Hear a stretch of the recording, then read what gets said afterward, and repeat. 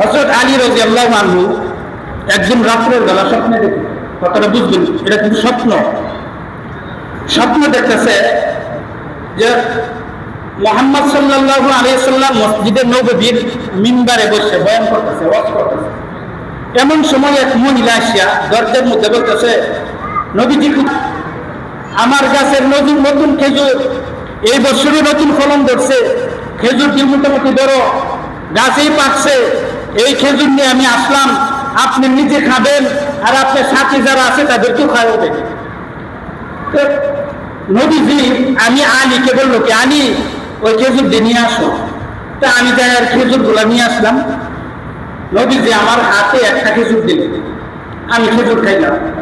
খাওয়ার পরে এত সুস্বাদু খেজুর, এত মজা, এত মিষ্টি যে আমার আলীর মন চাইতেছে যে আর একটা খেজুর যদি খাইতে পারতাম।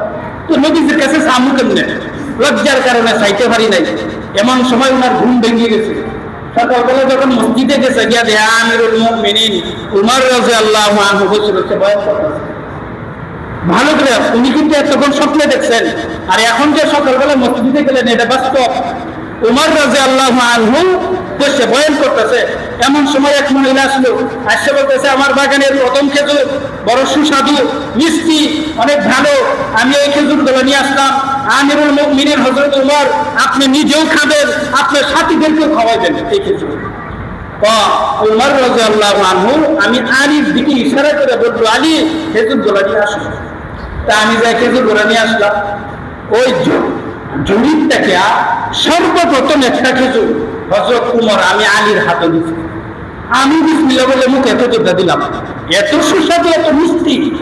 আমি বললাম আর একটা খেজুর খাইতে বলতে গেছে। আমি বললাম, আমিরুল মুমিনিন, আমার কি আর একটা খেজুর দেওয়া যায় না? উমর রাদিয়াল্লাহু আনহু বলে, বিশ্বনবী তো রাত্রে একটাই দিছে। কথা বুঝেন নাই? উনি বলতেছে আমাকে আর একটা খেজুর দেওয়া যায় না।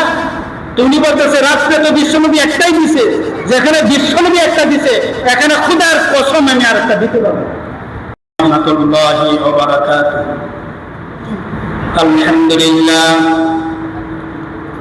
আলহামদুলিল্লাহ নাহমাদুহু ওয়া নাস্তাঈনুহু ওয়া নাস্তাগফিরুহু ওয়া নু'মিনু বিহি ওয়া নাতাওয়াক্কালু আলাইহি ওয়া নাউযু বিল্লাহি মিন শুরুরি আনফুসিনা ওয়া মিন সাইয়্যাতি আ'মালিনা।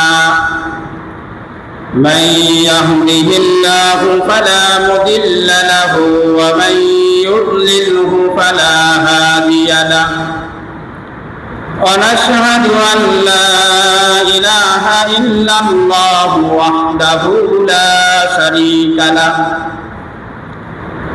ونشهد أن سيدنا وسندنا وحبيبنا ومولانا محمدا عبده ورسوله الذي أرسله بالحق بشيرا ونذيرا وداعيا إلى الله بإذنه وسراجا منيرا. أما بعد فقد قال الله تعالى في كلامه المجيد وفي فرقانه الحميد. أعوذ بالله من الشيطان الرجيم. بسم الله الرحمن الرحيم. كيف تكفرون بالله وكنتم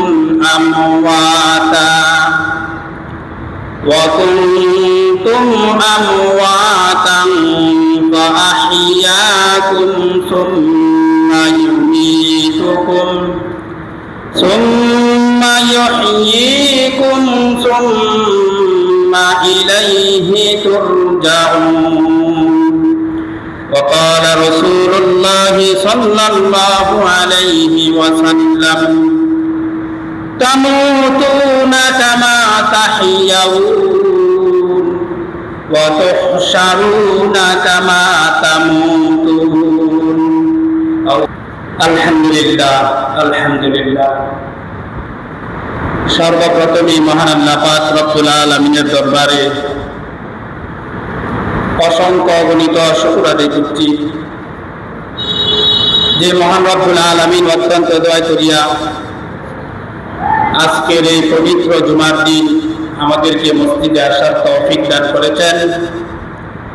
এজন্য আমরা সকলে শুকর আদায় করি, আলহামদুলিল্লাহ। সম্মানিত উপস্থিতি, আমি আপনাদের সম্মুখে পবিত্র কোরআন শরীফ থেকে সূরাতুল বাকারার 28 নম্বর আয়াতে কারিমা তেলাওয়াত করছি। এই আয়াতের মধ্যে মহান আল্লাহ রাব্বুল আলামিন যে বিষয়টা তুলে ধরেছেন সেটা হলো, একদিন এই পৃথিবীতে আমরা ছিলাম না, এখন আসি, আবার একদিন থাকবো। তাহলে আমরা কোথায় ছিলাম, কোথায় থেকে আসলাম, আসি কোথায়, যাব কোথায়, এবং এই পৃথিবীতে আমাদের কি করার দরকার ছিল, আমরা কি করতেছি, আসলাম কোথায় থেকে, আছি কোথায়, যাব কোথায়, কি করণীয় ছিল আমাদের, এই কথাটা যারা ভুলে যায় আমাদের সমাজে তাদেরকে পাগল বলে।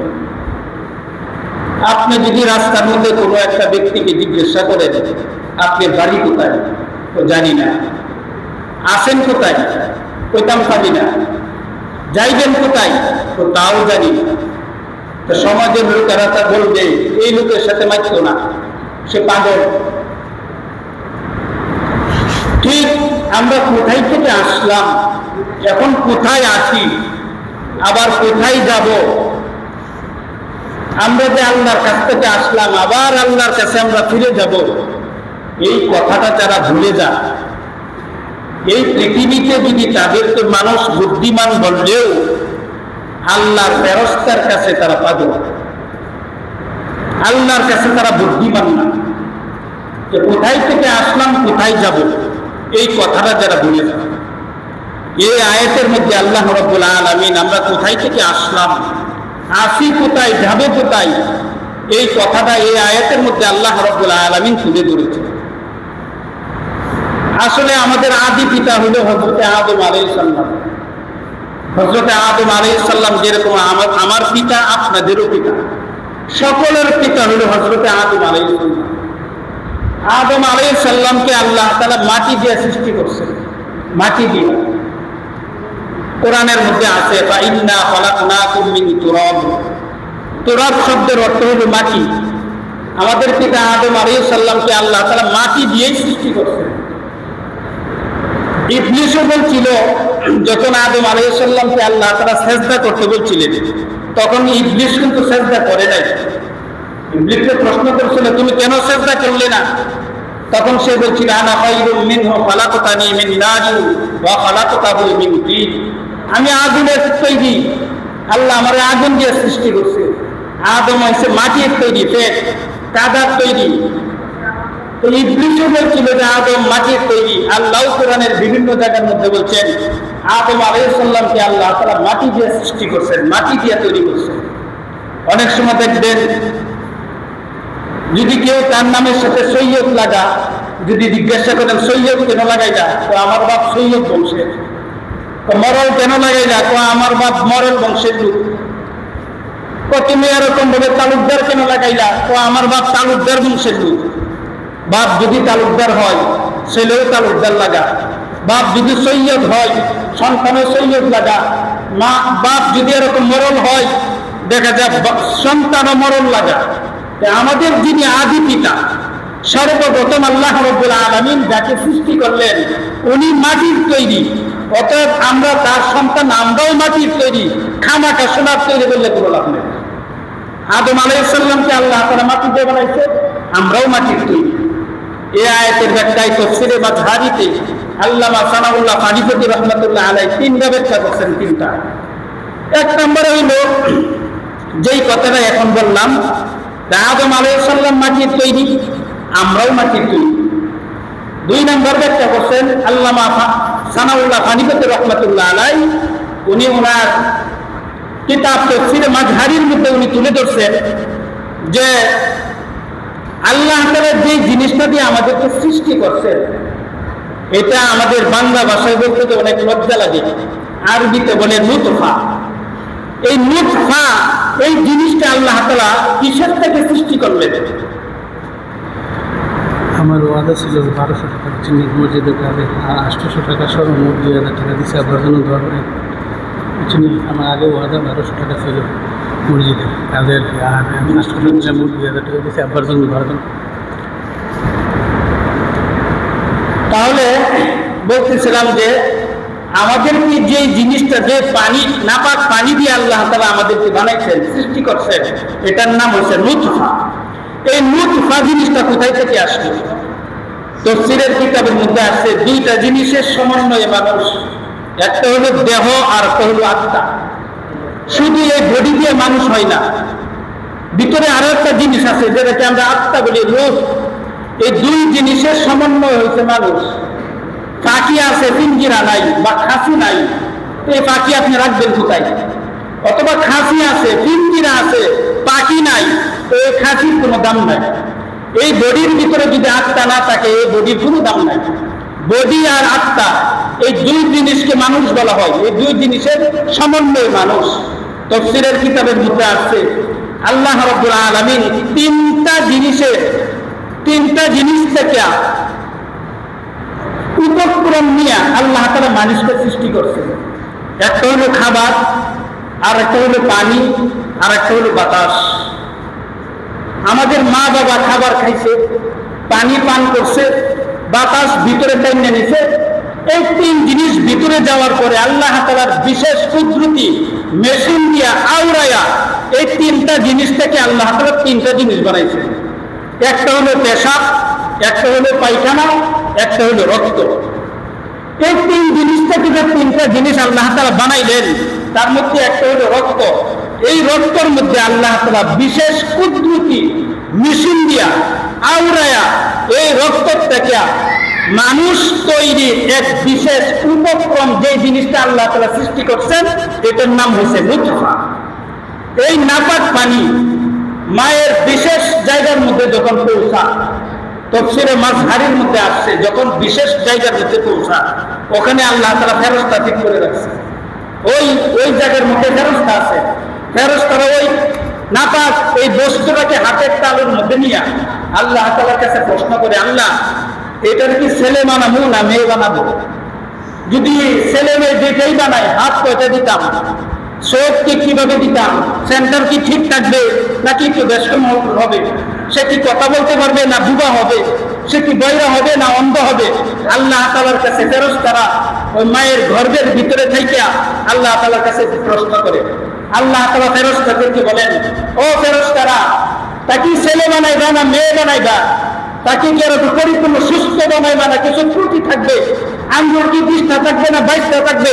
চোখ কি একটু বেশকম থাকবে কিনা? এটা নতুন করে আমার কাছে জিজ্ঞাসা করার কোনো প্রয়োজন নাই। লৌহে মাহফুজের বোর্ডের দিকে তাকায় দেখো, 50,000 বছর আগে তার স্ট্রাকচার আমি আল্লাহ তাআলা লিখে রাখছি। সুবহানাল্লাহ। ওখানে দেখে দেখে তার বডি কিভাবে হাত লাগাইতে হবে, হাত করা হবে, আঙ্গুল করা হবে, চোখের সেন্টার ঠিক থাকবে কিনা। অনেক সময় দেখবে যদি চোখের সেন্টার ঠিক না থাকে, যদি বলেন আমার দিকে তাকাও, এটা একদম উত্তরবঙ্গে তাকায় দিচ্ছে। যদি একটু বেশকম হয়, একটু বেশকম হইলে দেখবি দেখা যাবে অন্য দিকে তাকায় দিচ্ছে। তো লৌহে মাহফুজের বোর্ডের মধ্যে আল্লাহ তাআলা একটা মানুষের জন্মের 50,000 বছর আগে তার বডি স্ট্রাকচার কিরকম হবে এটা আল্লাহ তাআলা ওখানে লিখে রাখছেন। ওটা দেখে দেখে এরকম বানায় না। তাহলে এই যে নুতফা, যেই কথা আমি বলতেছিলাম, আল্লামা সানাউল্লাহ পানিপতি রহমাতুল্লাহ আলাইহি দ্বিতীয় যে ব্যাখ্যা করছেন, নুতফা এই যে নাপাক পানি, এটা কোথায় থেকে আসলো? রক্তের থেকে আসছে। রক্ত কোথায় থেকে আসলো? খাবার থেকে আসছে। খাবারটা কোথায় থেকে আসলো? মাটির থেকে আসছে। তো এক কথায় ঘুরায় গেলে মূল যে উপক্রম সেটা হচ্ছে মাটি। মাটির থেকে খাবার তৈরি হয়। এই খাবার মা বাবা খাওয়ার পরে এর থেকে রক্ত তৈরি হয়। এই রক্ত থেকে আল্লাহ তাআলা বিশেষ কুদরতি মেশিন দিয়ে আওড়ায়া যে উপক্রম, যে বস্তুটা আল্লাহ তাআলা সৃষ্টি করায়, এটা হচ্ছে নাপাক পানি। এই নাপাক পানির থেকে মানুষ সৃষ্টি। তিন নাম্বার যে ব্যাখ্যাটা আল্লামা সানাউল্লাহ ফানিপতি রহমাতুল্লাহ আলাইহি করছেন সেটা হলো কোরআনের একটা আয়াত আছে। আমরা অনেক সময় যখন মানুষ দাফন করি, কবরের মধ্যে রাখি, তখন তিন খাবলা মাটি দিয়ে দিতে গিয়ে তিনটা দোয়া করি। এটা আসলে কোরআনের আয়াত, কোরআনের মধ্যে আছে। মিনহা খলাকনাকুম ওয়া ফিহা নুঈদুকুম ওয়া মিনহা নুখরিজুকুম তারাতান উখরা। যে মাটির থেকে আমি তোমাদেরকে সৃষ্টি করছি, এই মাটির মধ্যে আবার তোমাদেরকে রাখবো। একদিন কিয়ামতের মাঠে এই মাটির থেকে তোমাদেরকে আমি আল্লাহ তাআলা হাসরের মাঠে হাজির করবো। এই জোর করে কিন্তু আমরা কি করি, ওই কবরের মধ্যে লাশ আমরা দাফন করি। তো এখানে যে আল্লাহ তাআলা বললেন মাটির থেকে সৃষ্টি করছি, এখন আমরা তো দেখি ডাইরেক্ট মাটি না, ইনডাইরেক্ট। তাহলে ডাইরেক্ট কেমনে হবে? এজন্য আল্লাহ তাআলা ওই মায়ের গর্ভের মধ্যে যে ফেরেশতা মানুষ সৃষ্টি করে, ওই লৌহে মাহফুজের দৌড়ের ওই টাকচার দেখে দেখে যে মানুষ তৈরি করে, ওই ফেরেশতাকে আল্লাহ তাআলা বলা আছে যে তাকে যেখানে দাফন করা হবে দুনিয়াতে, যেখানে তার কবর হবে, ওই কবর থেকে 1 চিমটি মাটি দিয়ে তার নাভিটা তৈরি করো, তার নাভিটা তৈরি করো। এই কবরের জায়গা থেকে নিয়ে প্রত্যেকটা মানুষের কবর যে জায়গা হবে, ওই কবর থেকে 1 চিমটি মাটি নিয়ে ফেরেশতারা প্রত্যেকের নাভি এরকম তৈরি করে। আদম আলাইহিস সালামকে আল্লাহ তাআলা যখন সৃষ্টি করছেন, কিতাবের মধ্যে আছে পৃথিবীর এমন কোন জায়গা নাই যেই জায়গার মাটি আদম আলাইহিস সালামের দেহের মধ্যে লাগে না। পুরো গোটা পৃথিবীর মাটি আদম আলাইহিস সালামের দেহের মধ্যে লাগছে। হাদিসের মধ্যে আছে আমাদের নবী মুহাম্মদ রাসূলুল্লাহ সাল্লাল্লাহু আলাইহি সাল্লাম যে রওজা মুবারকে শুয়ে আছেন, ওনার এক পাশে আবু বকর, এক পাশে হযরত ওমর। হাদিসের মধ্যে আছে এই তিনজনকে আল্লাহ তাআলা ওই জায়গার মাটি দিয়ে আল্লাহ তাআলা সৃষ্টি করেছিলেন। ওই নবী এই হাদিস বলে গেছে, হাদিস কত সত্য, আর এটা কেমনে এর বাস্তব প্রমাণ হয়েছে এটা খেয়াল করেন। যে হাদিসের মধ্যে আল্লাহ রাসূল বলছেন, আমি আবু বকর, হযরত ওমর এই তিনজনকে এই যেখানে ওনারা শুয়ে আছেন এখানের মাটি নিয়ে সৃষ্টি করছে। হযরত আবু বকর সিদ্দিক রাদিয়াল্লাহু আনহু ইন্তেকালের পূর্বে ওনার কন্যা আম্মা জান আয়েশা সিদ্দিকা রাদিয়াল্লাহু আনহা, উনি আমাদের সকলের মা, উনি আমাদের সকলের মা, ওনার কাছে বললেন যে আমার ইন্তেকালের পরে আমাকে 3টা কাফনের কাপড় দিয়ে গেলেন, একটা নতুন 2টা পুরাতন। যে 3টা কাপড়ের কাপড় দিয়ে আমাকে কাফন করায়া আমাকে এখন দাফন করে দিবা। আম্মা জান আয়েশা সিদ্দিকা রাদিয়াল্লাহু আনহা জিজ্ঞাসা করলেন, আব্বা জান আপনাকে 3টা নতুন কাপড় দিব এই সামর্থ্য কি আমাদের নাই? অবশ্যই আছে। তো তাহলে 2টা পুরাতন কাপড় দিতে যে বললেন, এটার কারণটা কি? তো দেখো আমি 2 বছর রাষ্ট্র চালাইছি, এই রাষ্ট্রের জনগণকে কাপড় দেওয়া, পোশাক দেওয়া আমার দায়িত্ব ছিল, কর্তব্য ছিল। আমি তো পুরোপুরি ভাবে পোশাক দিতে পারি নাই, এই জন্য 2টা পুরাতন কাপড় নিয়ে আমি দুনিয়া থেকে যাইতে চাই। হাসরের মাঠে উঠে যেন আমি এই কথা বলতে পারি আল্লাহকে, যে আল্লাহ আমি আমার জনগণকে পরিপূর্ণভাবে পোশাক বস্ত্র আমি দিতে পারি নাই, এই জন্য একটা নতুন কাপড়ের সাথে 2টা পুরাতন কাপড় নিয়ে আমি আসছি। সুবহানাল্লাহ। তো তাহলে আপনার দাফনটা কোথায় হবে? তো আমাকে আমার মৃত্যুর পরে, গোসল দেওয়ার পরে, কাফন করে, জানাজা করানোর পরে নবীজির রওজার পাশে নিয়ে যাবে, রওজার পাশে নিয়ে আয় নবীজির সালাম দিবা। নবীজি যদি রওজার ভিতর থেকে কোনো সালামের উত্তর দেয় তাহলে নবীজির পাশে আমাকে শোয়ায় রাখবা। সুবহানাল্লাহ। আর যদি কোনো জবাব না দেয় তাহলে দূরে কোথাও আমার একটা কবর দিয়ে দিবা, দাফন করে রাখবা। বুখারী শরীফের মধ্যে আছে, ইমামে বুখারী শরীফের মধ্যে একটা অধ্যায় আছে, বাবু হায়াতিন নবী সাল্লাল্লাহু আলাইহি সাল্লাম। এই অধ্যায়ের মধ্যে ইমাম বুখারী রাহমাতুল্লাহ আলাইহি আনছেন, ওয়া হুয়া ফি কবরিহি হাইয়ুন, নবীজি রওজা মুবারকে জিন্দা আছেন, জীবিত আছেন। কিন্তু এটা বিশ্বাস করতে হবে, এটা বিশ্বাস না করলে ঈমান থাকবে না। তো হযরত আবু বকর সিদ্দিক রাদিয়াল্লাহু আনহু যখন ইন্তেকাল করলেন, ওনাকে গোসল দেওয়া হইল, ওনাকে কাফন করানো হইল। এরপরে যখন হযরত উমর, হযরত আলী রাদিয়াল্লাহু আনহু সহ যখন রওজার পাশে যায় নবীজিকে সালাম দিলেন, আসসালাতু আসসালামু আলাইকা ইয়া রাসূলুল্লাহ, আসসালাতু আসসালামু আলাইকা ইয়া হাবিবাল্লাহ। ওগো নবীজি, হযরত আবু বকর যিনি দুনিয়াতে আপনার হিজরতের সাথী আসিল, আপনার প্রধান সাথী আসিল, প্রধান বন্ধু আসিল, যিনি আপনার শ্রদ্ধেয় শ্বশুর, তাকে আপনার রোজার পাশে নিয়ে আসলাম। আপনি যদি অনুমতি দেন তা আপনার কাছে এখানে শোয়া রাখবো, আর যদি অনুমতি না দেন তো দূরে কোথাও শোয়া রাখবো। হাদিসের কিতাবের মধ্যে আসছে যে হযরত উমর রাদিয়াল্লাহু আনহু, হযরত আলী, ওনারা বলছেন যে কবর থেকে, রওজা থেকে একটা আওয়াজ আসলো, আদখিলুল হাবিবা ইলাল হাবিব, যে বন্ধুকে বন্ধুর পাশে সরায় দাও। ইনি এতদিন আমার দুনিয়ার বন্ধু ছিল, এখন আমার রওজার সাথী হবে, রওজার বন্ধু হবে, তাকে আমার সাথে সরায় দাও। প্রশ্ন করার, জিজ্ঞাসা করার কোনো প্রয়োজন নেই। সুবহানাল্লাহ।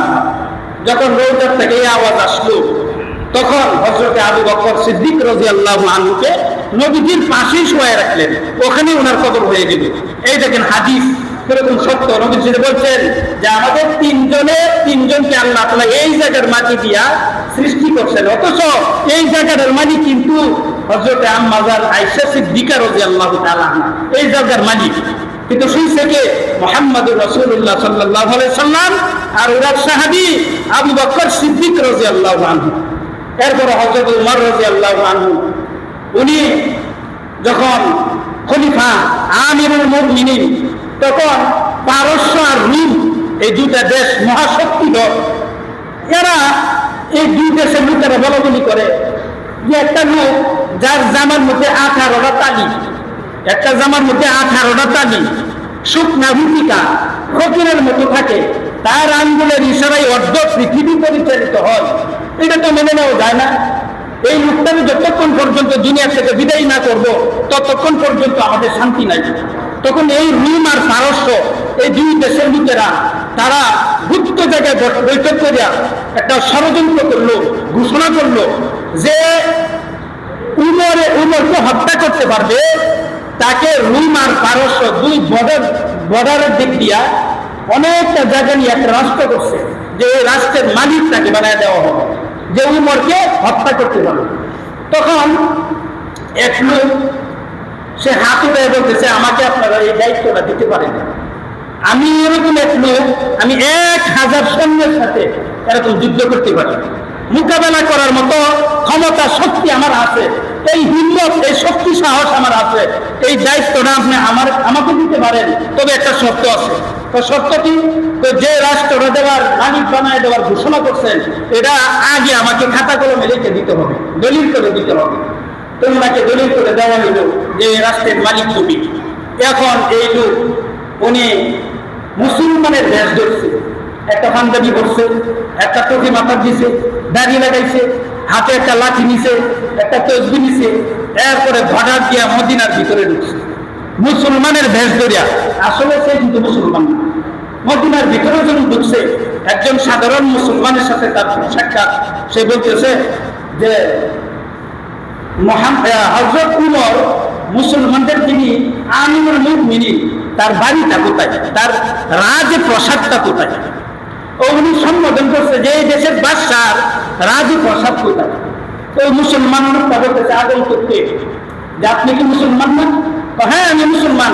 তো আমরা বাদশাহ বললেন যে মুসলমানদের তো কোনো বাদশাহ হয় না, বাদশাহ তো একমাত্র আল্লাহ তাআলা, যিনি সার্বভৌমত্বের মালিক।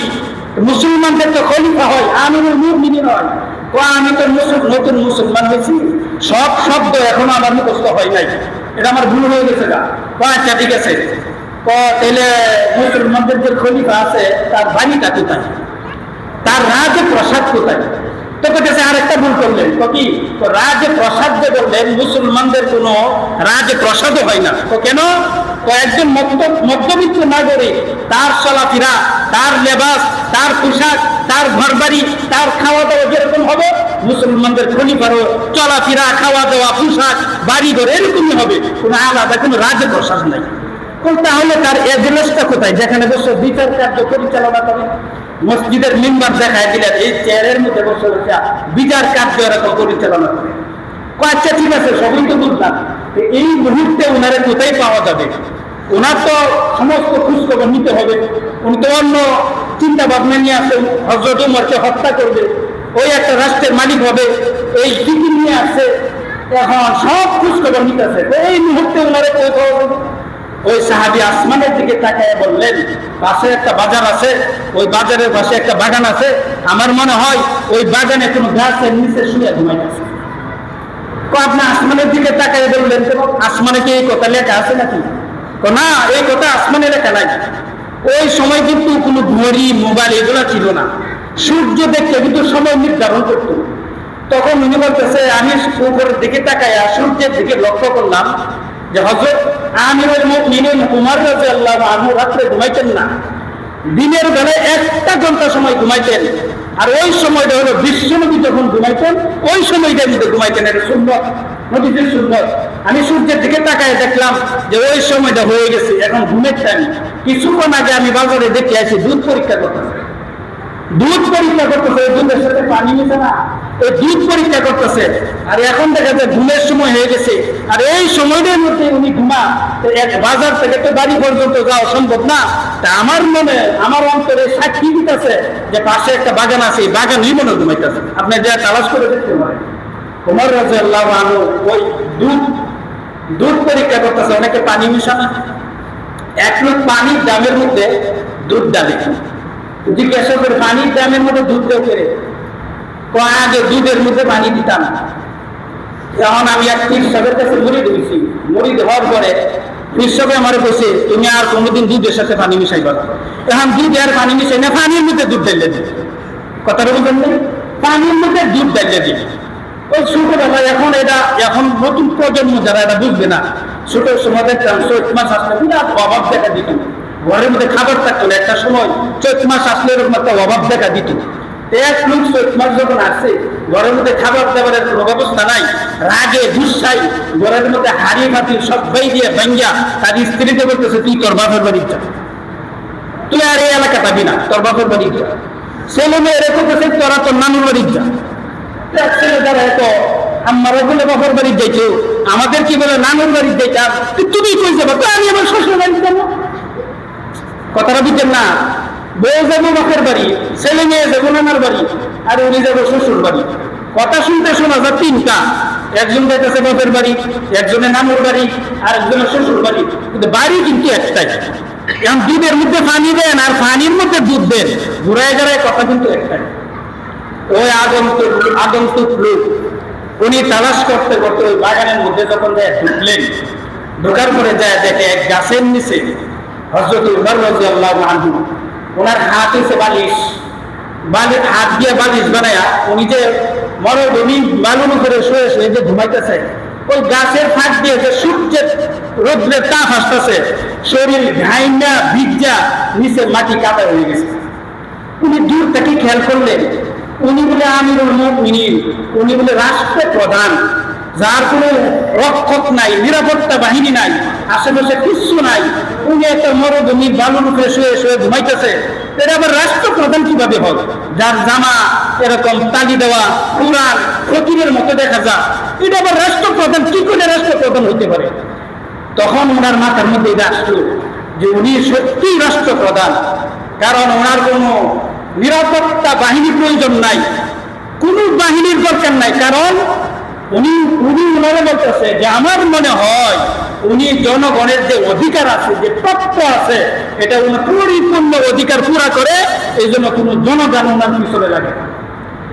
আর যে রাষ্ট্রপ্রধান জনগণের অধিকার পুরা করে না, দেয় না, তাদের আগে দেখবেন 50টা গাড়ি, পরে 50টা গাড়ি, আগে কত এক করে মানে ওই মাঠ পরিদর্শন, এই সেই, এরপরেও কিন্তু বাঁচাইতে পারে না। দেখা যায় বিভিন্ন পত্র পত্রিকার মধ্যে আমরা দেখি একজন স্বরাষ্ট্রমন্ত্রী হয়েছে, তার বাইরেতে ওই যাত্রাবাড়ি সৌমিলের মধ্যে ঢুকেছে, পরে দেখলাম তার ক্ষমতা গেছে, আরেকজন ক্ষমতায় আসলো, তারও বাইরেতে দেখলাম মাকে মুখে রক্ত নিয়ে আসছে।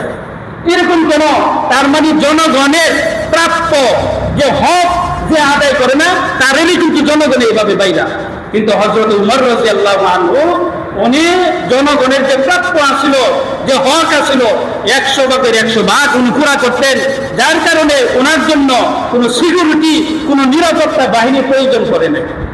ওই লোকটা বলে, উনি যত ভালো লোকই হোক, তাকে আমাকে হত্যা করতে হবে, কারণ রাষ্ট্রপ্রধান হইতে হবে, একটা রাষ্ট্রের মালিক আমাকে হইতে হবে। এই কথা মনে করে যখন একটু কাছে গেলেন, কাছে যাওয়ার পরে দেখে হযরত উমর রাদিয়াল্লাহু আনহু পায়ের পাশে এক বাঘ বসে রয়েছে। বাঘ, ওই বাঘ তার লেজ দিয়া হযরত উমর রাদিয়াল্লাহু আনহু শরীরের মধ্যে যে মশা আর মাছি বসে, এগুলো তাড়াইতেছে। মশা মাছি, হ্যাঁ রে, কি আশ্চর্য কথা, বাঘে কি মশা আর মাছি তারা, এই কেমন খলিফা, কেমন রাষ্ট্রপ্রধান। উনি যখন আর একটু কাছে গেছে, যখন হযরত উমর রাদিয়াল্লাহু আনহুর চেহারাটা ভালো করে দেখলেন, ওনার শরীরের মধ্যে একটা কম্পন সৃষ্টি হয়ে গেছে, কলিজা থরথর করে কাঁপতেছে। কারণ উমর রাদিয়াল্লাহু আনহুকে আল্লাহ তাআলা এমন কিছু পাওয়ার আল্লাহ তাআলা দিয়েছেন, মানুষ দেখলি কাঁপুনি শুরু হয়ে যেত। দেখলি কিতাবের মধ্যে আছে, এক মহিলা বিরাট বড় এক পুকুরের গাড়ের মধ্যে বসে কাপড় দিতেছে। কাপড় খসুনি দেয়, খসতে খসতে মাঝখানে একবার তো আমিরুল মুমিনিন হযরত উমরের ইন্তেকাল হয়ে গেছে। তো তার সাথে যে আসলে তুমি কেমনে বুঝলা? আমিরুল মুমিনিন তো এখান থেকে বহু দূরে, শত শত মাইল দূরে, যেগুলো জীবনে দেখো না, শুনো না, কিছু না। তো হ্যাঁ ইন্তেকাল হয়েছে, এই খবর তুমি কেমনে জানলা? তো আমি বুঝছি। তো কেমনে বুঝলা? ওই পুকুরের ওই পারে তাকায় দেখো। তো তাকায় দেখে এক বাঘে এক বকরি দৌড়ালিয়ে যেতেছে খাইতে। এটা কি কেমনে বুঝলাম? উমর যদি জীবিত থাকতো এই বাঘ এই বকরিরে দৌড়ানোর সাহস করতো না। কারণ উমর এমন একজন শাসক ছিলেন, এমন একজন খলিফা ছিলেন যে ওনার শাসন আমলে একটা বাঘ একটা বকরি দাওয়ায় নিয়ে যাবে এই সাহস বাঘের ছিল না। তো এখন যেহেতু দৌড়ে নিয়ে যেতেছে বকরিরে ধরার জন্য, এতে আমি বুঝছি হযরত উমর দুনিয়া চান না, দুনিয়া ইন্তেকাল হয়ে গেছে। এরকম খাওয়ার আছে। হযরত উমর রাদিয়াল্লাহু আনহু 1 ঘন্টা ঘুমানোর জন্য শুইছে, নবীজির সুন্নাত। এই লোক দূর থেকে ওনার চেহারা দেখার পরে যখন থরথর করে কাঁপতেছে, কলিজা কাঁপতেছে, এক কদম আগা আবার দাঁড়ায় থাকে, ওনার কাছে গেলে না জানি কি হয়, আবার সাথে একটা বাঘও বসে আছে, আমার জানি কি উপায় হয়, এরকম চিন্তা করতে করতে 1 ঘন্টা শেষ। হযরত উমর রাদিয়াল্লাহু আনহু ঘুম থেকে জাগলেন, উঠলেন। উঠার পরে যখন ওই আগন্তুক লোকের দিকে তাকাইলেন, চোখে যখন তাকাইলেন, উনি অজ্ঞান হয়ে জমিনে পড়ে গেলেন। কারণ হযরত উমর রাদিয়াল্লাহু আনহু চোখের মধ্যে আল্লাহ তাআলা এমন পাওয়ার দিয়েছিলেন, এমন ক্ষমতা, এমন শক্তি দিয়েছিলেন, একটা কথা মনে হয়ে গেছে, ঘটনা বললে রয়েছে। হযরত আলী রাদিয়াল্লাহু আনহু একদিন রাত্রের বেলা স্বপ্নে দেখে, কথাটা বুঝবেন, এটা কিন্তু স্বপ্ন দেখতেছে যে মুহাম্মদ সাল্লাল্লাহু আলাইহি ওয়াসাল্লাম মসজিদে নববীর মিম্বারে বসে বয়ান করতেছে, ওয়াজ করতেছে। এমন সময় এক মহিলা আসিয়া দরজার মধ্যে বলতেছে, নবীজি কোথায়? আমার গাছের নতুন খেজুর এই বছরই নতুন ফলন ধরছে, খেজুরটি মোটামুটি বড়, গাছেই পাকছে, এই খেজুর নিয়ে আমি আসলাম, আপনি নিজে খাবেন আর আপনার সাথী যারা আছে তাদেরকেও খাওয়াবেন। নবীজি আমি আলীকে বললো কি, আলী ওই খেজুর দিয়ে নিয়ে আসো। তা আমি যাই আর খেজুর গুলা নিয়ে আসলাম। নবীজি আমার হাতে একটা খেজুর দিল, আমি খেজুর খাইলাম। খাওয়ার পরে এত সুস্বাদু খেজুর, এত মজা, এত মিষ্টি যে আমার আলীর মন চাইতেছে যে আর একটা খেজুর যদি খাইতে পারতাম। তো নবীজির কাছে সামু কেমনে, লজ্জার কারণে চাইতে পারি নাই। এমন সময় ওনার ঘুম ভেঙে গেছে। সকালবেলা যখন মসজিদে গেছে, গিয়া দেখে আমিরুল মুমিনিন উমর রাদিয়াল্লাহু আনহু বসে বয়ান করতেছে। ভালো করে উনি কিন্তু এতক্ষণ স্বপ্নে দেখছেন, আর এখন যে সকালবেলা মসজিদে গেলেন এটা বাস্তব। উমর রাদিয়াল্লাহু আনহু চেয়ারের মধ্যে বসে মিম্বারে বসে বয়ান করতেছে। এমন সময় এক মহিলা আসলো, আসছে বলতেছে, আমার বাগানের প্রথম খেজুর বড় সুস্বাদু, মিষ্টি, অনেক ভালো, আমি এই খেজুরগুলো নিয়ে আসলাম। আমিরুল মুমিনিন হযরত উমর, আপনি নিজেও খাবেন, আপনার সাথীদেরকেও খাওয়াবেন এই খেজুর। উমর রাদিয়াল্লাহু আনহু আমি আলীর দিকে ইশারা করে বলল, আলী খেজুরগুলো নিয়ে আসো। তা আমি যাই খেজুরগুলো নিয়ে আসলাম। ওই জরিপ থেকে সর্বপ্রথম একটা খেজুর হযরত উমর আমি আলীর হাতে দিচ্ছি। আমি বিসমিল্লাহ বলে মুখে খেজুরটা দিলাম, এত সুস্বাদু, এত মিষ্টি। আমি বললাম আর একটা খেজুর খাইতে মন চাইতেছে। আমি বললাম, আমিরুল মুমিনিন আমার কি আর একটা খেজুর দেওয়া যায় না? খেজুরটা তো বড় সুস্বাদু। উমর রাদিয়াল্লাহু আনহু বলে, বিশ্বনবী তো রাত্রে একটাই দিছে। কথা বুঝেন নাই? উনি বলতেছে আমাকে আর একটা খেজুর দেওয়া যায় না। তো উনি বলতেছে রাত্রে তো বিশ্বনবী একটাই দিছে, যেখানে বিশ্বনবী একটা দিছে এখানে খোদার কসম আমি আর একটা দিতে পারবো। আলী রাদিয়াল্লাহু আনহু উনি কি গায়েব জানে নাকি? উনি এটা কিভাবে বললো? আপনি কিভাবে বললেন? আপনি কি গায়েব জানেন নাকি? ও যারা আল্লাহর ওলি তাদের চোখের ভাওয়ার যে কত দূর পর্যন্ত তারা দেখতে পারে, এটা কল্পনা করা যায়। উনি যখন ঘুম থেকে উঠলেন, উঠার পরে যখন আজ দেখলেন আগন্তুক মুক্তা অজ্ঞান হয়ে পড়ে গেছে, দৌড়ে গিয়ে ওনারা উঠাইলেন, বসাইলেন। বসানোর পরে ওনারা বললেন, ও প্রতীক, তোমারও তো আমি চিনি না, তোমার বাড়ি কি, তোমার পরিচয় কই, কি পরিচয়, তুমি কোথায় থেকে আসলা, তুমি কি ক্ষুধার্ত? আমি এই এলাকার রাখাল, আমি খাবার দাবারের ব্যবস্থা করি, যদি ক্ষুধার্ত থাকে তুমি আমাকে বলো, আমি তোমার খাবারের ব্যবস্থা করে দিই। উনি বলে না। তো তুমি কি অসুস্থ, আমি চিকিৎসার ব্যবস্থা করবো? না। তো উনি পারস্যের লোক, তো ফার্সি ভাষায় কথা বলতেছে, কিন্তু হযরত উমর ফার্সি ভাষা বোঝে না। তো উনি বলতেছে, আমি তো আপনাকে হত্যা করার জন্য আসছিলাম, কিন্তু হযরত উমর এই কথা বোঝে না। তো ভিতর থেকে ওই দলিল, যে দলিল দিছিল, যে রাষ্ট্রের মালিক বানায় দিছে, ও উমরকে হত্যা করতে বললো এই রাষ্ট্রের মালিক, এই উর্দু ভাষার এই কাগজ, এই দলিল বের করছে, এইটা দেখে হযরত উমর বুঝতেছে না। এবার তরবারি বের করে উল্টা ফিট দিয়ে এরকম ভাবে ইশারা করে বুঝাইতেছে, আমি তো আপনার কাছে সাহায্যের জন্য আসি নাই, আমি আপনাকে হত্যা করার জন্য আসি। হযরত উমর রাদিয়াল্লাহু আনহু বললেন, তো হত্যা করতে আসে, আমাকে হত্যা করলো না কেন? তো হত্যা করো, আমি তো খাতপাবের ছেলে উমর, আমি সাধারণ একটা রাখাল, আমারও হত্যা করলে তোমারই বা কি লাভ হবে? তো আমার এই লাভ হবে। কোথায় এত বড় লাভ, এই লুট তুমি কেমনে ছাড়লা? তুমি কেন আমাকে হত্যা করলা না? আমি যখন আসলাম আপনাকে হত্যা করার জন্য, আপনার চেহারার দিকে যখন আমি তাকাইলাম, তাকানোর পরে আমার কলিজা পুরা গোটা শরীর থরথর করে কাঁপতেছিল। আর যখন আপনি আমাকে এসে উঠাইলেন, আপনার চোখের দিকে তাকাইলাম, আপনার চোখের মধ্যে এত পাওয়ারফুল চোখ, আমার দিকে তাকানোর পরে আমার কাছে মনে হয়েছে যে আপনার চোখ দিয়ে আল্লাহ আমাকে দেখতেছে। এখন আমি আর আপনাকে হত্যা করতে চাই না, আপনি আমাকে কালিমা করে মুসলমান বানায় দেন। সুবহানাল্লাহ। উনি কালিমা করে মুসলমান বানায় দিলেন। এইবার বলতেছে, দেখেন, আমি তো 1000 বাহিনীর সাথে এরকম জিহাদ করতে পারি, যুদ্ধ করতে পারি, এরকম শক্তি সাহস হিম্মত আমার আছে।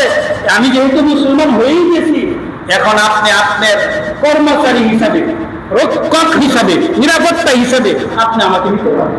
ওমর রাদিয়াল্লাহু আনহু বললেন, আমি কোন রক্ষক আমার প্রয়োজন নাই, কারণ কোরআনের মধ্যে আল্লাহ তাআলা বলছে, যে ব্যক্তি আল্লাহকে বিশ্বাস করবে, রবকে বিশ্বাস করবে, আর এই কথার মধ্যে ইস্তেকামত থাকবে, অটল থাকবে, আল্লাহ ফেরেশতা দিয়ে তাদেরকে নিরাপত্তা দিবেন। সুবহানাল্লাহ। অতএব আমার কোনো মানুষের নিরাপত্তার দরকার নাই। কিন্তু ওমর রাদিয়াল্লাহু আনহু উনি এরকম একজন খলিফা ছিলেন, কেউ ইচ্ছা করলে অনেক ষড়যন্ত্র হয়েছে ওনাকে শহীদ করে দেওয়ার জন্য, কিন্তু কেউ পারে নাই। কিন্তু শেষ বয়সে, শেষ মুহূর্তে উনি আসে আল্লাহর কাছে দোয়া করলেন, আল্লাহুম্মা ইন্নী আসআলুকা শাহাদাতান ফী সাবিলিক। ওগো আল্লাহ, এই শেষ মুহূর্তে আপনি আপনার রাস্তায় শহীদ হওয়ার জন্য আমাকে কবুল করেন, আমাকে কবুল করেন। ওয়া ওয়াফাতান ইলা বালাদি রাসূলিক, এবং রাসূলের শহরে যেন আমি শহীদ হইতে পারি, আমার ইন্তেকাল হয়, এজন্য আপনি আমাকে কবুল করেন। পরবর্তীতে দেখা গেল কিতাবের মধ্যে আসছে, আবুল উলুল নামে এক অগ্নি পূজক, উনি আগুন পূজা করত।